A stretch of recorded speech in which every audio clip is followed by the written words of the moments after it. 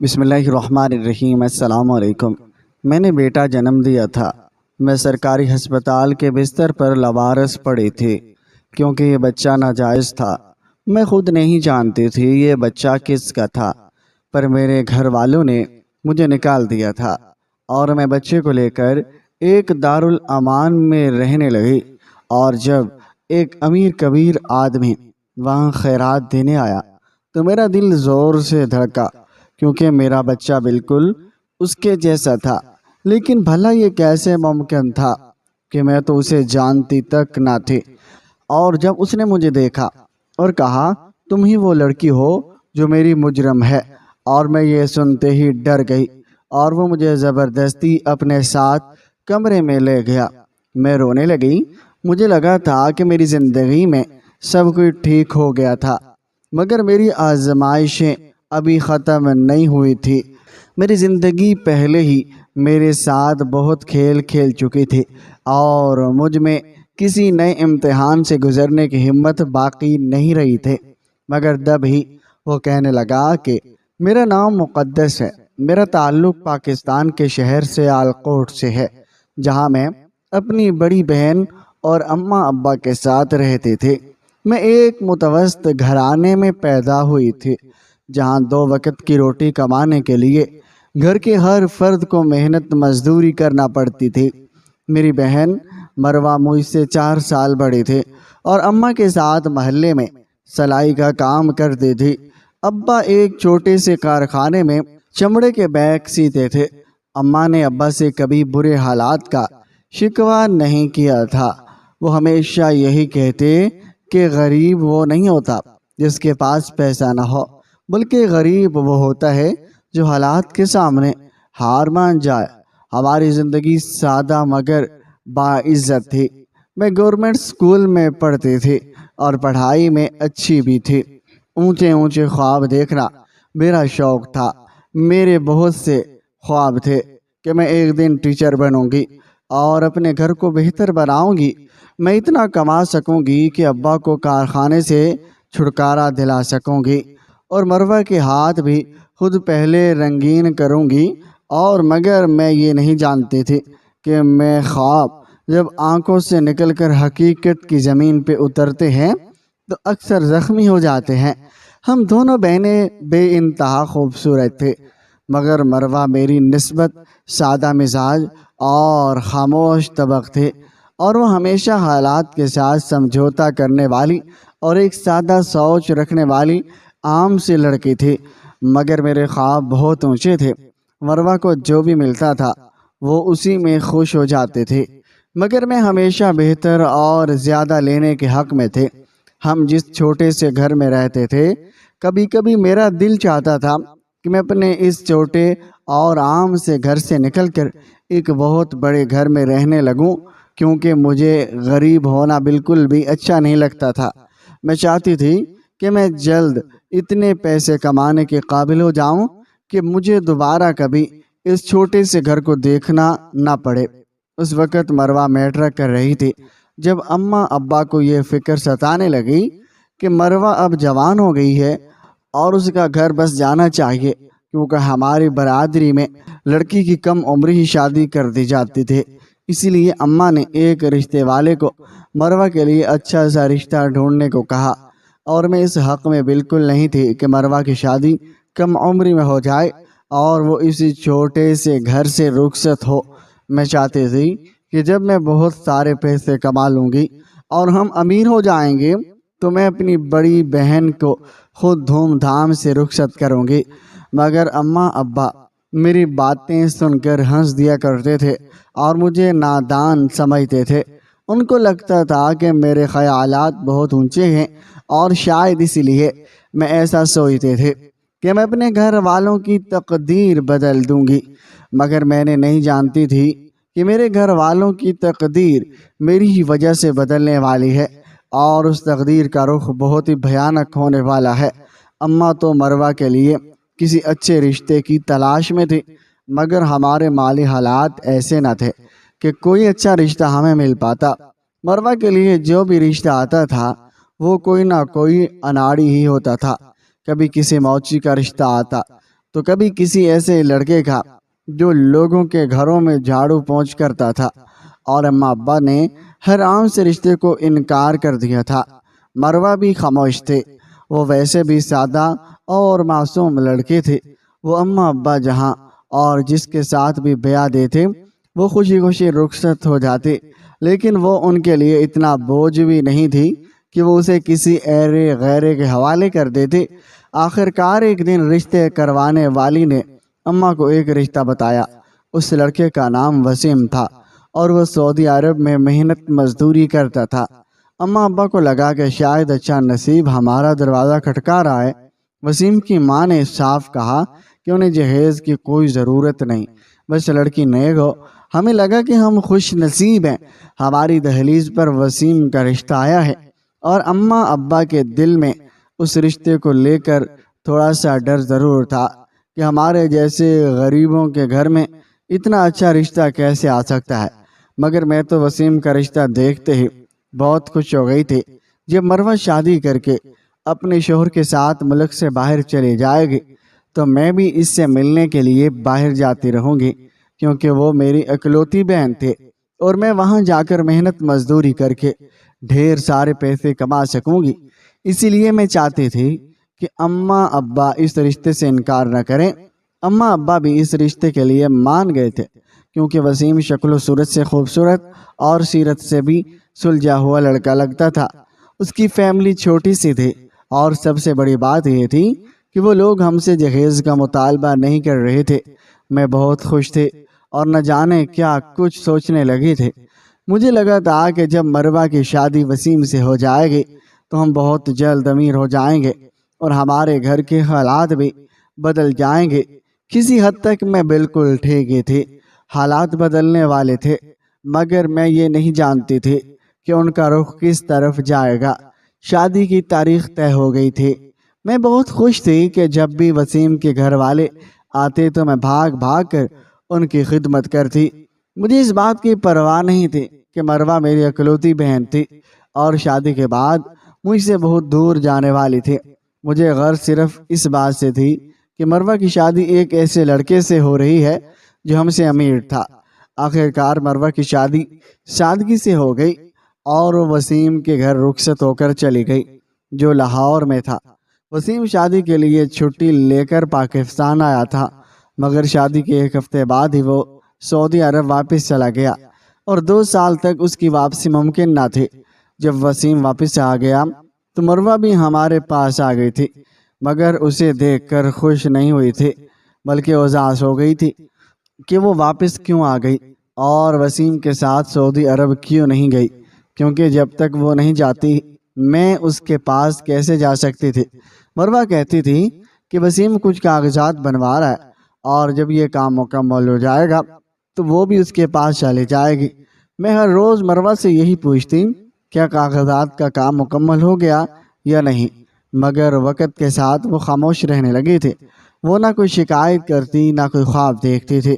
پہلے بھی خاموش رہتی تھی، مگر اب کی خاموشی عجیب تھی۔ وہ مجھ سے بات نہیں کرتی تھی، بس اماں کے ساتھ کام میں لگی رہتی تھی، اور وسیم کو خط لکھتی، تصویریں بھیجتی، جن کا جواب کبھی کبھار آتا تھا۔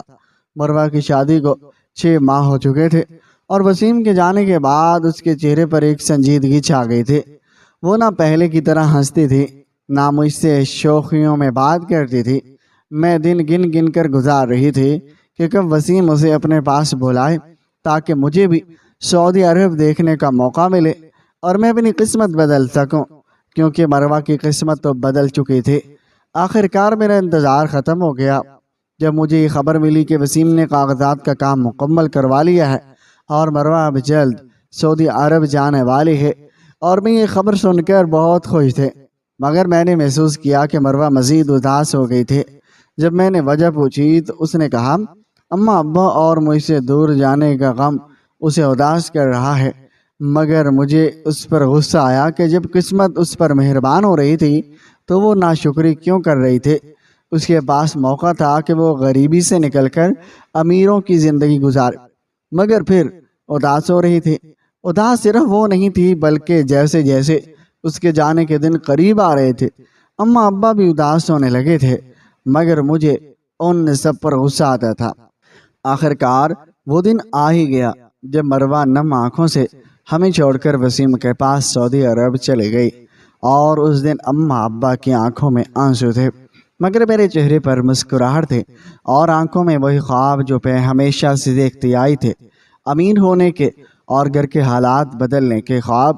میں نے جاتے ہوئے مروہ سے کہا تھا کہ مجھے بھی اپنے پاس بلا لینا، کیونکہ مجھے بھی امیروں کی زندگی دیکھنی ہے، مگر مروہ کہنے لگی وہ تو مجھ سے اور اماں ابا سے دور جانا ہی نہیں چاہتی تھی، مگر میں ایسی خواہش کیوں کر رہی تھی؟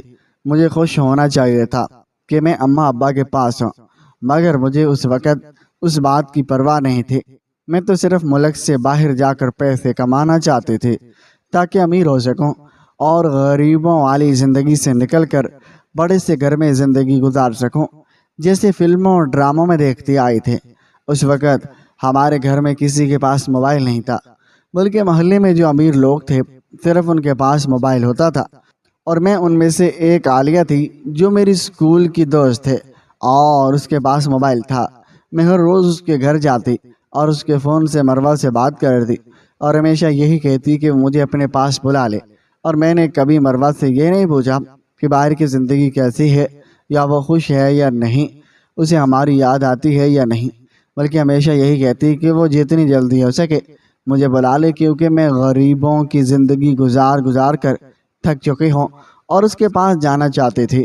میری باتیں سن کر مروہ کے ساتھ ساتھ عالیہ بھی حیران ہوتی تھی کہ وہ مجھے سمجھاتی تھی کہ باہر کی زندگی اتنی آسان نہیں ہوتی جتنا میں سوچتی تھی۔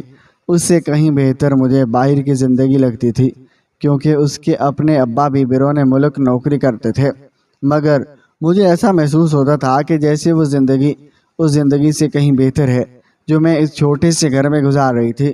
میں ہر روز مروہ سے یہی کہتی تھی کہ وہ کسی طرح مجھے اپنے پاس بلا لے، اور میں اس کے پاس جا کر ہر طرح کا کام کرنے کے لیے تیار تھی جس سے میں ڈھیر سارے پیسے کما سکوں، مگر مجھے یہ علم نہ تھا کہ مروہ کے ساتھ ہونے والی میری باتیں عالیہ کے علاوہ اس کا بھائی بھی سن رہا تھا، اور ایک شیطانی منصوبہ بنا رہا تھا جس سے نہ صرف میری بلکہ میرے گھر والوں کی بھی عزت خراب ہونے والی تھی، اور میں اس بات سے بے خبر تھی۔ عالیہ کا بھائی عاصم میرے بارے میں کیا سوچتا تھا؟ میں تو بس روز عالیہ کے سامنے بیٹھ کر مروہ سے دل کی باتیں کیا کرتی تھی۔ عاصم میری باتیں سن کر میرے خلاف ایک جال بننے لگا ہوا تھا، اور جب مروہ کو سعودی عرب گئے 5 مہینے گزر گئے تو اس نے خوشخبری سنائی کہ وہ ماں بننے والی ہے، اور میں خالہ یہ سن کر خوش تو ہوئی، مگر میری اصل خوشی اس میں تھی کہ میں باہر کے ملک جاؤں اور عیش و عشرت کی زندگی گزاروں جس کے خواب میں بچپن سے دیکھتے آئی تھی۔ مروہ کی ماں بننے کی خبر سے پورے گھر میں خوشی کی لہر دوڑ گئی۔ اماں سجدے میں گر گئی تھی، ابا کی آنکھوں میں نمی تھی، اور میں خوشی سے بھولے نہیں سما رہی تھی، مگر میری خوشی کی وجہ مروہ کا ماں بننا نہیں تھا، بلکہ یہ تھی کہ اب مروہ کے پاس جانا میرے لیے آسان ہو جائے گا۔ میں اتنی بے صبر تھی کہ صرف اپنی مرضی کی بات سننا چاہتی تھی، کسی کی بات کی مجھے پرواہ نہیں تھی۔ مروہ کی تھکن اور اس کی خاموشی، اس کی تنہائی مجھے دکھائی نہیں دیتی تھی، اور میں تو خود کو سعودی عرب کے کسی بڑے شاپنگ مال کے کیش کاؤنٹر کے پیچھے یا کسی حال میں ویلکم پیش کرتے ہوئے یا خوبصورت لباس میں فیشن شوز میں دیکھتی تھی جیسے فلموں اور ڈراموں میں ہوتا تھا۔ اور ایک دن جب میں مروہ سے بات کرنے عالیہ کے گھر گئی تو عاصم نے خود مجھ سے بات کی اور کہا کہ مقدس، کیا تم واقعی باہر اپنی بہن کے پاس جانا چاہتی ہو؟ اس کی بات سن کر میں چونک گئی، کیونکہ پہلی بار وہ براہ راست مجھ سے بات کر رہا تھا، مگر میں نے فوراً اس بات میں سر ہلایا اور وہ کہنے لگا مجھے سعودی عرب جانے کے لیے اس کے ایک دوست سے ملنا ہوگا جو امارات میں کمپنی چلاتا ہے اور خوبصورت حیوان لڑکیوں کو ریسپشن سیلز یا ایونٹ مینجمنٹ میں نوکری دیتا ہے، مگر ایک شرط تھی کہ مجھے خود اس سے جا کر انٹرویو دینا ہوگا۔ میں نے کچھ سوچے سمجھے بغیر پوچھا کہاں اور کب جانا ہے؟ اب نے کہا کہ وہ مجھے خود لے جائے گا اور عالیہ بھی ساتھ ہوگی، اس لیے مجھے فکر کی ضرورت نہیں۔ یہ سن کر میں مطمئن ہو گئی، عالیہ ساتھ ہوگی۔ میں نے اماں سے کہا اماں میں عالیہ کے ساتھ لاہور جا رہی ہوں اور اس کی خالہ کے ہاں، اور اماں فوراً مان گئی۔ اگلی شام عالیہ اور آسم مجھے لے کر لاہور روانہ ہو گئے۔ گاڑی میں خوش گپیں ہو رہی تھی، مگر میرے دل میں ایک انجانا خوف سراسر اڑتا جا رہا تھا۔ ہم ایک درمیانے درجے کے ہوٹل پہنچے جہاں آسم نے کہا کہ وہ شخص ابھی نہیں آیا، پہلے ہم روم میں جا کر آرام کر لیتے ہیں۔ روم کا سن کر میں ڈر گئی۔ آسم کو شاید محسوس ہو گیا، تبھی اس نے کہا اس کا دوست نہیں آ کر انٹرویو لے گا کیونکہ وہ تھکا ہوا ہوگا، اور وہ کہنے لگا فکر نہ کرو کیونکہ عالیہ اور وہ خود بھی ساتھ ہوں گے۔ مجھے کچھ غلط نہیں لگا کیونکہ عالیہ وہاں تھی اور آسم کا بھائی تھا، مگر جیسے ہی ہم روم میں پہنچے عالیہ کہنے لگی اسے کچھ لینا ہے اور وہ جلدی واپس آ جائے گی، لیکن وہ واپس نہیں آئی۔ میں اس انتظار میں رہ گئی تھی کہ کمرے میں اور آسم رہ گئے۔ دروازہ بند تھا، ٹی وی چل رہا تھا مگر آواز بند تھی۔ میں نے بے چینی سے آسم سے پوچھا اس کا دوست کب آئے گا؟ تو وہ کہنے لگا وہاں کوئی بھی نہیں آنے والا۔ میں گھبرا گئی، میری سانسیں تیز ہو گئی۔ میں نے دروازے کی طرف دیکھا کہ شاید عالیہ آ جائے، مگر دروازہ اندر سے بند تھا جو آسم نے داخل ہوتے ہی بند کر دیا تھا۔ میرا دھیان اس طرف گیا ہی نہیں تھا کہ میں نے کہا اگر وہ مذاق کر رہا ہے تو یہ مذاق اچھا نہیں ہے۔ میں چیخ کر کہنے لگی پلیز عالیہ کو بلائیں، مگر آسم کا چہرہ بدل گیا اور اس کی آنکھوں میں اب وہ شیطان بول رہا تھا جس کا میں نے تصور بھی نہیں کیا تھا۔ وہ گھٹیا لہجے میں کہنے لگا عالیہ نہیں آئے گی کیونکہ وہ سب جانتی ہے کہ وہ میری طرف بڑھنے لگا اور کہنے لگا تم بھی جانتی ہو کہ تم کس مقصد کے لیے آئی ہو، اب یہ موقع ضائع نہ کرو، تم امیر بننا چاہتی ہو نا۔ میں نے چیخنے کی کوشش کی مگر اس نے زور سے میرا بازو پکڑ لیا اور اپنی طرف کھینچا۔ وہ کہنے لگا چیخنے کا کوئی فائدہ نہیں ہے کیونکہ یہ کمرہ ساؤنڈ پروف ہے، اور ویسے بھی تم نے خود کہا تھا کہ تم ہر کام کے لیے تیار ہو، بس مجھے پیسے ملنے چاہیے۔ میں اس کی باتیں سن کر ہکا بکا رہ گئی تھے اور اس نے میرے سامنے ہزار کے نوٹ رکھے اور کہنے لگا لو یہ پیسے اور میرا کام کرو کیونکہ اب یہ بھی ایک کام ہے، تمہیں اس کے بدلے پیسے ملیں گے۔ میری آنکھوں سے آنسو بہے تھے، جسم سے جان نکلتی جا رہی تھی، میں لڑکھڑا رہی تھی اور زمین پر گر گئے تھے۔ آسم کے الفاظ میرے کانوں میں گونج رہے تھے کہ تم جیسی لڑکیاں اپنی عزت خود تشتری میں رکھ کر پیش کرتی ہیں، تم سے تو صرف فائدہ اٹھانا باقی تھا۔ اس رات میری عزت، سادگی، خواہشیں سب ایک شیطان انسان کی حوث کی نظر ہو گئی تھے۔ میں بند کمرے میں عالیہ کا انتظار کرتی رہ گئی، نہ وہ آئی نہ کوئی اور جو مجھے اس درندے سے بچا سکتا۔ وہ درندہ مجھے بے آبرو کر کے میرے منہ پر پیسے مار کر جا چکا تھا۔ اس رات مجھے اپنے گھٹیا پیسے کمانے کے خوابوں پر شدید غصہ آیا۔ اگلی صبح میں اپنے کپڑوں کو درست کرتی اور ٹوٹی ہوئی انا کے ساتھ ہوٹل کے کمرے سے نکلی اور سیدھی بس سٹینڈ کی طرف چل پڑی۔ مجھے عالیہ نہ ملی، نہ اس کے بھائی کا چہرہ دوبارہ دیکھنے کا حوصلہ تھا۔ میں سارا راستہ خاموش رہی، آنکھوں میں آنسو تھے، زبان پر تالا تھا۔ جب میں گھر پہنچی تو اماں نے پوچھا کیا طبیعت ٹھیک ہے؟ میں نے خالی نظروں سے اماں کی طرف دیکھا اور صرف سر ہلا کر اپنے کمرے میں چلی گئی۔ آئینے میں خود کو دیکھا تو سب کچھ ویسا ہی تھا، مگر میرے اندر کچھ مر چکا تھا، کچھ ایسا جو کبھی واپس نہیں آنا تھا، اور بہت دیر تک اپنے بے آبرو وجود کو گھورتی رہی۔ کچھ دن بعد مجھے ایک نامعلوم نمبر سے ویڈیو ملی اور اس میں وہی کمرہ، وہی لمحے، وہی بے بسی تھے۔ ویڈیو کے ساتھ ایک میسج بھی آیا اگر میں نے زبان کھولی تو یہ ویڈیو سب کو دکھا دی جائے گی، خاموش رہو اور بس کام کرتے رہو، تمہیں اور بھی جگہوں پر لے جانا ہے۔ میرا سارا عروج لرز گیا، میں نے فون توڑ دیا، مگر وہ دھمکی میرے ذہن میں بجلی بن کر گونج رہی تھی۔ اس دن کے بعد عالیہ نے مجھ سے بات نہ کی اور میں اس کے گھر گئی تاکہ اس کے بھائی کی حقیقت بتا سکوں، مگر کچھ دن بعد وہ لوگ وہاں سے چلے گئے۔ کسی نے مجھ سے سوال نہ کیا، نہ میں نے کچھ بتایا۔ میں خاموشی کا مجسمہ بن گئی، خالی نظروں سے در و دیوار تکتی رہی۔ مجھے لگتا تھا کہ آسم اماں ابا کے سامنے وہ ویڈیو رکھ دے گا اور وہ مجھے جان سے مار دیں گے۔ ہر دن ڈر سے گزرتا تھا اور ذرا سی آہٹ پر ڈر جاتی تھی، ہر آہٹ پر لگتا تھا کہ آسم ہے۔ اس دن کے بعد بھی مروہ کے پاس سعودی عرب جانے کا ارادہ نہ بدلا۔ میں ہر قیمت پر جانا چاہتے تھے، مگر عالیہ کا نمبر بھی نہیں تھا۔ کافی مہینے گزر گئے، ماں آہستہ آہستہ سب کچھ بھولنے لگی، خوش تھی کہ کسی کو کچھ معلوم نہ تھا۔ ایک دن گھر میں اکیلی تھی کہ زور سے دروازہ بجا، میں ڈر گئی۔ دروازہ کھولا تو محلے کا ایک بچہ لفافہ لیے کھڑا تھا، اور میں نے لفافہ لیا، کچھ پوچھنے ہی والی تھی کہ وہ بھاگ گیا۔ لفافہ بھاری تھا، کھولا تو میرے پیروں تلے سے زمین نکل گئی۔ اس میں میری ہوٹل والے کمرے کی تصویر تھی۔ میری حالت ایسی کہ کوئی بھی تانا نہ دے سکتا تھا۔ ساتھ ایک کاغذ تھا، لکھا تھا اگر چاہتی ہو یہ تصویریں اماں ابا یا مروہ کو نہ ملیں تو دیے گئے پتے پر جاؤ اور وہیں سب کچھ دوبارہ کرو۔ اور میں لرز گئی، پوری طاقت سے لفافہ دیوار پر دے مارا۔ سوچ رہی تھی اگر اس پتے پر نہ گئی تو کیا ہوگا۔ پہلے تو شکر کرتی تھی کہ کسی کو معلوم نہیں، مگر اب لگتا تھا کہ سب جان جائیں گے۔ میں نے لفافہ جلا کر پانی میں بہا دیا اور سوچا کہ دوبارہ ویسا کوئی کام نہیں کروں گی جس پر پچھتانا پڑے۔ بہت مشکل سے خود کو پرسکون کیا اور گزرے دنوں کو بھولنے لگی اور لگا کہ لفافہ جلا دینے سے سب ٹھیک ہو گیا ہے۔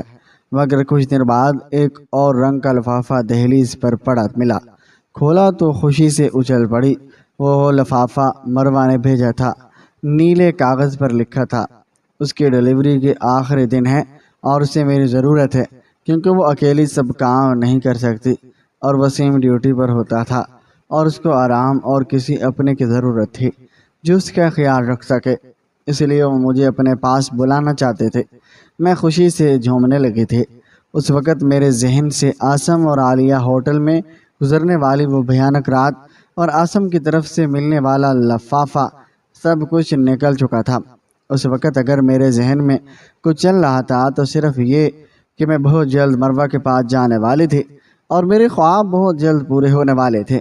میں ایک بار پھر وہ سب خواب دیکھنے لگی تھی جو آسم کے میری زندگی میں آ جانے کے بعد سے تھم گئے تھے۔ جب میں نے اماں ابا کو اس بارے میں بتایا تو اماں بہت خوش ہو گئی اور میرے مروہ کے پاس جانے پر انہیں کوئی اعتراض نہیں تھا۔ اماں ابا مجھے خوشی خوشی مروہ کے پاس بھیجنے کے لیے تیار ہو گئی تھے۔ میں نے بہت خوشی سے اپنا سارا سامان تیار کرنا شروع کر دیا تھا۔ اونچے خواب ایک بار پھر میری آنکھوں میں لوٹ آئے تھے۔ میں وہ سب کچھ سوچنے لگی تھی کہ مجھے مروہ کے پاس جا کر کیا کرنا تھا اور کس طرح سے پیسے کمانے تھے۔ جس دن میں اس لفافے پر لکھے ہوئے پتے پر جانے والی تھی، اماں ابا بہت خوشی سے مجھے چھوڑنے جا رہے تھے اور ایک بڑی سی بلڈنگ تھے جہاں سے مجھے پاسپورٹ اور دوسرے کاغذات لینے تھے، کیونکہ مروہ پہلے ہی بتا چکی تھی کہ میرے سارے کاغذات وسیم نے مکمل کروا دیے تھے۔ مجھے بس کاغذات ایک بڑی بلڈنگ میں جا کر لینے تھے۔ اس کے بعد ایئرپورٹ پر جانا تھا اور جہاں سے میں مروہ کے پاس جا سکتے تھے۔ مجھے لگا جیسے میں ہواؤں میں اڑ رہی تھی۔ میری زندگی کا سب سے بڑا مقصد پورا ہونے والا تھا اور اس بڑی بلڈنگ میں ابا کے ہی ساتھ تھی اور ایک سوٹٹ بوٹٹ آدمی سے ملنے کے بعد مجھے میرے سارے کاغذات مل گئے تھے۔ چند دن بعد میری فلائٹ تھی اور مجھے لاہور سے سعودی عرب جانا تھا۔ اماں ابا خوش تو تھے مگر ان کی آنکھوں میں نمی تھی کیونکہ ایک بیٹی پہلے ہی ان سے دور جا چکی تھی اور اب میں بھی شاید ان کے ہاتھوں سے نکلنے والی تھی۔ اس دن میں خوش ہو کر تیار ہوئی۔ ابا مجھے ایئرپورٹ پر چھوڑ آئے تھے اور میں خوشی خوشی جہاز کی طرف جانے ہی والی تھی کہ جب ایک آدمی نے آ کر مجھے روکا اور کہا کہ میرے سامان کی تلاشی لینا رہ گئی ہے۔ میں مطمئن ہو کر اس کے ساتھ چل پڑی کیونکہ اتنا تو مجھے بھی معلوم تھا کہ یہ سفر کا ایک ضروری حصہ ہے، مگر اس آدمی کے ساتھ جانا میری سب سے بڑی بھول تھا۔ وہ مجھے ایک کمرے میں لے گیا جہاں میرے سامنے وہی گھٹیا چہرہ لیے کھڑا تھا۔ میری روح تک کام گئی اور میرے پاس واپسی کا راستہ نہیں تھا۔ میں نے بھاگنے کی کوشش کی مگر اسی آدمی نے مجھے زور سے پکڑ لیا اور جو مجھے لے کر آسم کے پاس آیا تھا، میری آنکھوں کے سامنے ہوٹل کا وہی منظر گھوم گیا تھا جس کو میں بھولنے کی کوشش کر رہی تھی۔ آسم نے کہا کہ اس نے مجھے آرام سے اپنے پاس بلایا تھا کسی بچے کے ہاتھ لفافہ بھیج کر، مگر میں نے اسے نظر انداز کر دیا تھا۔ تب اسے مروہ کے نام کا لفافہ بھیجنا پڑا کیونکہ وہ جانتا تھا کہ میں مروہ کی بات سے انکار نہیں کر سکوں گی۔ اماں ابا کو لگا کہ میں مروہ کے پاس جا چکی ہوں، اس لیے وہ مجھے تلاش کرنے نہیں آ سکتے تھے۔ اس دن کے بعد سے ہر دن مجھ پر نئی قیامت ڈھائی جاتی تھی۔ مجھے ایک تاریخ کمرے میں بند کر دیا جاتا تھا۔ نہ جانے کون کون آ کر مجھے اپنی ہوس کا نشانہ بناتا تھا اور آسم بھی ان میں سے ایک تھا۔ میں روز درد سے چیختی چلاتے تھی مگر وقت گزرتا گیا اور مجھے یقین ہوتا چلا گیا کہ میری مدد کو کوئی نہیں آئے گا۔ مجھے مختلف دوائیاں دے دے کر بے ہوش کر دیا جاتا تھا۔ کبھی کبھار آنکھیں کھلتی تو کمرہ تاریک ہوتا یا روشنی میں موجود چہرے مجھے پہچان میں نہ آتے۔ آخر ایک دن انہوں نے مجھے لوارسوں کی طرح سڑک کنارے پھینک دیا شاید ان کا دل مجھ سے بھر گیا تھا، یا میں ان کے کسی کام کی نہیں رہی تھی۔ ہوش آیا تو جسم میں جان نہیں تھی۔ کچھ لوگوں نے پانی پلایا اور میرا نام پتہ پوچھا۔ میں نے اپنے ابا کا نام اور پتہ بتایا، کیونکہ میں اپنے اماں ابا کے پاس واپس جانا چاہتی تھی۔ مروہ کے پاس جانے کا خیال میرے دل سے نکل چکا تھا۔ اب میں دوبارہ مروہ کے پاس جانے کا سوچ بھی نہیں سکتے تھے۔ میرے جسم پر موجود کپڑے پھٹ چکے تھے اور زخموں کے نشان واضح تھے۔ جب میں اماں ابا کے پاس پہنچی تو ان کی آنکھیں پھٹی کی پھٹی رہ گئی۔ اماں مجھے دیکھتے اونچا اونچا رونے لگی، بار بار سینے پر ہاتھ مارنے لگی۔ ابا تو ایک لفظ بھی نہ بول سکے، ان کی خاموشی بہت گہری تھی۔ مجھے لگا تھا کہ اماں ابا ہمدردی کریں گے، مگر کچھ دن بعد میری طبیعت بوجھل ہونے لگی اور متلی آنے لگی، جس کا مطلب تھا کہ میں حاملہ تھے۔ تب ابا آئے، آگے بڑھ کر میرے منہ پر ایک زوردار تھپڑ مارا اور مجھے کہنے لگے، اس لیے میں تجھے منع کرتا تھا کہ تو امیر لوگوں سے دوستی نہ کیا کر۔ مجھے ابا کی بات کی کچھ سمجھ نہیں آئی۔ تب ابا نے ایک لفافہ میرے منہ پر دے مارا، جس میں میری عاصم کے ساتھ غیر اخلاقی تصاویر، جنہیں دیکھ کر میں نظریں چرا گئی۔ ابا جانتے تھے کہ میرا عالیہ کے گھر آنا جانا تھا اور مجھے منع کرتے رہتے، مگر میں ضد کرتی کہ اس کے گھر چلی جاتی تھی۔ ابا کو لگا کہ میں عاصم کے ساتھ جان بوجھ کر منہ کالا کر کے آئی ہوں۔ میں ان کو اپنی صفائیاں دیتی رہ گئی، مگر کسی نے بھی میری بات کا یقین نہیں کیا۔ میرے ساتھ کیا ہوا؟ اوپر سے میرا بڑھتا ہوا پیٹ مجھے مزید رسوائی میں مبتلا کر رہا تھا۔ ابا نے مجھے دھکے دے کر اپنے ہی گھر سے نکال دیا، کیونکہ وہ نہیں چاہتے تھے کہ میری وجہ سے لوگ ان پر انگلیاں اٹھائیں۔ میں اپنا لاغر وجود لے کر در در پھرنے لگی۔ کوئی بھی مجھے اپنے ساتھ رکھنے کے لیے تیار نہیں تھا۔ میں کبھی کسی سڑک کنارے سو جاتی اور کبھی کسی پارک کے بینچ پر جہاں میرے جیسے حالات کے اور عورتیں بھی پڑی ہوتی۔ میں بھیک مانگ کر گزارا کر رہی تھی۔ امیر ہونے کے سب خواب ایک تلخ حقیقت کا روپ دھار کر میرے بچے کھچے وجود کو نوچ رہے تھے۔ جب میرے بچے کی پیدائش کا وقت آیا تو نہ جانے کون عورتیں مجھے ایک سرکاری ہسپتال چھوڑ گئی جہاں میں نے بیٹی کو جنم دیا۔ میں نہیں جانتی تھی کہ اس بچے کا باپ کون تھا، مگر وہ بچہ بہت ہی معصوم تھا۔ اسے دیکھ کر میں اپنی ساری اذیتیں بھول چکے تھے۔ پہلے تو میں اکیلی تھی، کبھی کسی سڑک پر سو جاتی، مگر اب میرے ساتھ ایک بچے کی زندگی بھی جڑی تھی جسے میں سڑک پر نہیں چھوڑ سکتے تھے۔ تبھی میں نے ایک دارالامان میں پناہ لی، جہاں میں محنت کر کے کام کرتی، لوگوں کے کپڑے دھوتی، برتن صاف کرتی اور کمرے صاف کرتی، صرف اپنے طلال کے لیے۔ میری دنیا طلال سے شروع ہو کر اسی پر ختم ہو جاتے تھے۔ جیسے جیسے طلال بڑا ہو رہا تھا، اس کی خوبصورتی میں اضافہ ہو رہا تھا۔ خوبصورت تو میں بھی تھی، مگر مجھے یقین تھا کہ اس کا باپ کوئی وجیح شخصیت کا مالک ہوگا۔ ایک دن ایک بہت امیر آدمی دارالامان میں خیرات دینے آیا تو اس کی شکل دیکھ کر میں چونک گئی، کیونکہ طلال اس پر گیا تھا، اور وہ بھی مجھے اور طلال کو دیکھ کر ٹھٹک گیا اور پوچھنے لگا، کیا میں اسے جانتی ہوں؟ میں حیران رہ گئی، میرا اس سے کیا تعلق؟ وہ مجھے ایک کمرے میں لے گیا اور بتایا کہ وہ طلال کا باپ ہے۔ وہ میرے سامنے گھٹنوں کے بل بیٹھ کر معافی مانگنے لگا اور کہا وہی میرا مجرم تھا، اس نے اپنے دوستوں کے ساتھ مل کر میرے ساتھ ظلم کیا تھا، مگر اس کے بعد اسے کبھی سکون نہیں ملا۔ اس کی بہن کے ساتھ بھی وہی کچھ ہوا جو میرے ساتھ ہوا تھا۔ تب اسے احساس ہوا کہ اس نے کتنا بڑا گناہ کیا ہے۔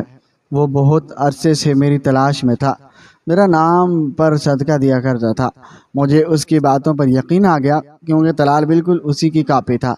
میں مشکل سے تیمور کے ساتھ جانے پر آمادہ ہو گئی، کیونکہ میرے پاس اور کوئی راستہ نہیں تھا۔ آج مجھے تیمور کے نکاح میں رہتے 2 سال ہو چکے ہیں۔ تیمور عاصم کا دوست تھا اور ان لوگوں میں شامل تھا جنہوں نے میری عزت خراب کی تھی، مگر کہتے ہیں نا، خدا کی لاٹھی بے آواز ہوتی ہے، اور وہی کچھ اس کی بہن کے ساتھ ہوا اور وہ زندہ نہیں رہی۔ تب تیمور نے اپنے گناہ کا کفارہ ادا کیا اور عاصم کو سزا دلوائی، جو اب جیل میں ہے۔ عالیہ سے اب تک کوئی ملاقات نہیں ہوئی اور میں اس کی تلاش میں ہوں تاکہ اس سے پوچھ سکوں کہ اس نے میرے ساتھ ایسا دھوکہ کیوں کیا۔ مروہ کے ہاں بھی ایک بیٹی پیدا ہوئی تھی، مگر میرے گھر والے دوبارہ میری شکل نہیں دیکھنا چاہتے تھے، کیونکہ ان کو لگتا ہے کہ میرے ساتھ جو کچھ بھی ہوا اس میں میرا اپنا قصور تھا۔ آج میرے پاس روپے پیسے کی کوئی کمی نہیں ہے، مگر اب مجھے اس کی کوئی طلب نہیں رہی۔ ناظرین، آپ کو آج کی ہماری یہ کہانی کیسی لگی؟ کمنٹ باکس میں اپنی قیمتی رائے کا اظہار ضرور کیجیے گا۔ اگر آپ کو ہماری یہ ویڈیو پسند آئی تو ویڈیو کو شیئر کریں اور ہمارے چینل روشن کتاب کو ضرور سبسکرائب کریں۔ شکریہ، اللہ حافظ۔